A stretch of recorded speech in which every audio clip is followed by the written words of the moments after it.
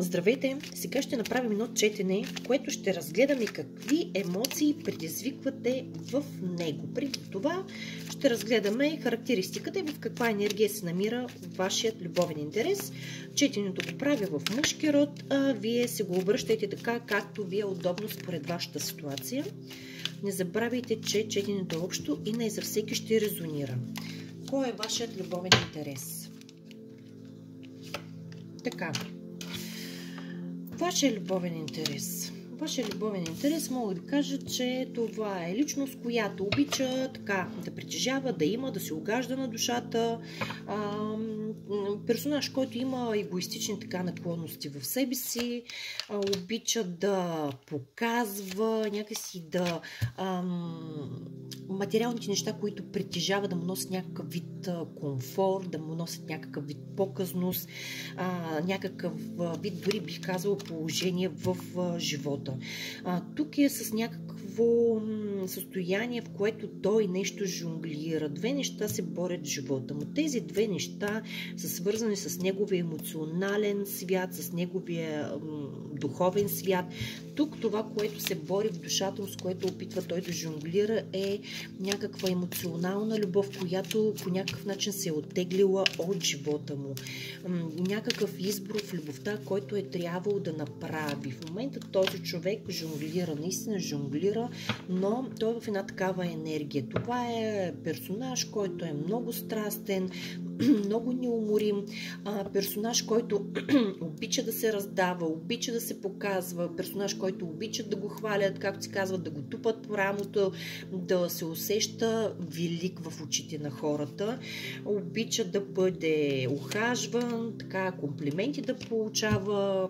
С една дума бих казал, че тук пред нас имаме една примадона в мъжки вариант, която обича да е възхвалявана от всякакво естество, да му бъде така почествано егото. Много силно застъпена е тук материалната част, материалната сфера. Това е персонаж, който наистина е много важен. Материалният му свят, емоционалният му свят. Въобще това е персонаж, който обича да има пълнота. Както казах, да има показност, да има пълнота, да има завършване, да има.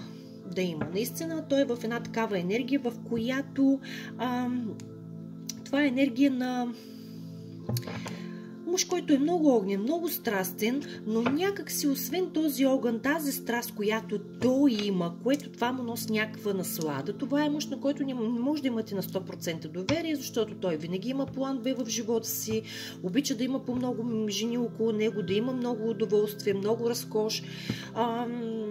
Не може този човек някакси да бъде с една жена. Така бих се изразила, защото това е персонаж, който не е достатъчно пораснал за годините си. Той е в една такава енергия, в която поведението му е хлапашко, мисленето му е хлапашко, но в момента е застъпена една нестабилност, най-вече от финансов характер, от материален характер, макар че тази нестабилност, която той има, за него е, бих казал, много трагично, защото той обича да показва, че има и че поддържа някакъв висок стандарт на живот. В неговата енергия има застъпен женски персонаж, който така, бих казал, неговата енергия е реципрочна на неговата огнена, страстна, неуморима, раздаваща се. Това въобще е жена, която не е никак за подценяване. Това е жена, която е много самоуверена, креативна, буди едно възхищение, жена със силна интуиция, която за нея няма невъзможни неща. Жена със силна воля, със силен характер.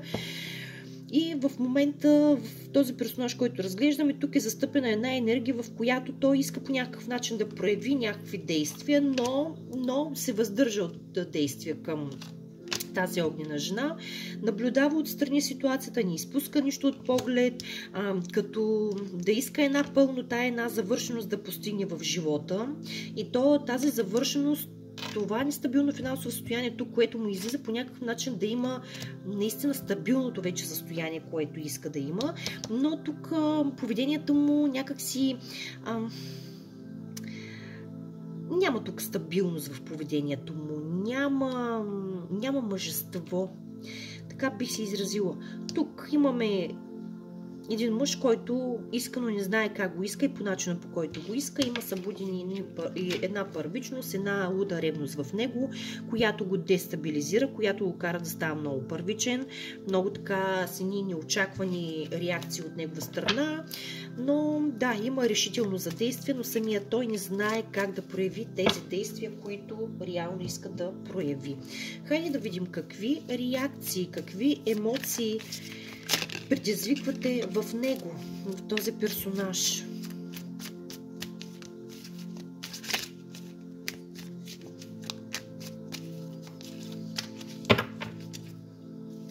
Така. Това, което предизвиквате, е много хаос в главата му. Много хаос в главата му, в живота му. Този човек реално мога да кажа, че е много хаос, но много любов. Този човек мисли, че това, което виждаме, че той реално не може да се контролира много във ваше присъствие. Вие му създавате хаос в живота. Хаос и един стремеж към някаква завършеност. Един стремеж към някаква завършеност. Този човек, емоциите, които вие предизвиквате в него, са емоции на любов, емоции на възхищение, емоции на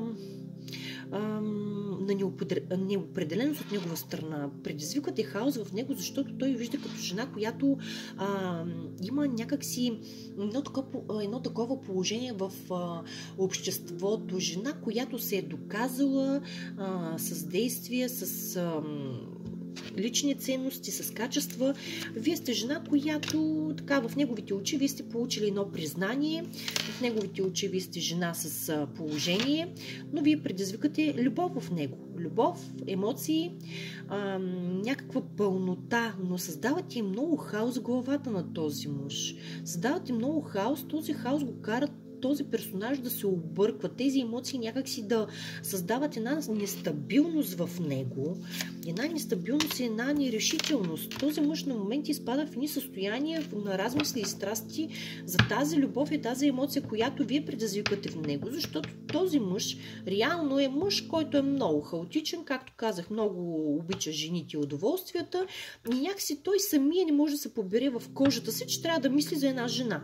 Или че една жена толкова силно впечатление е направила, толкова силно впечатление е оставила в душата му, такъв отпечатък.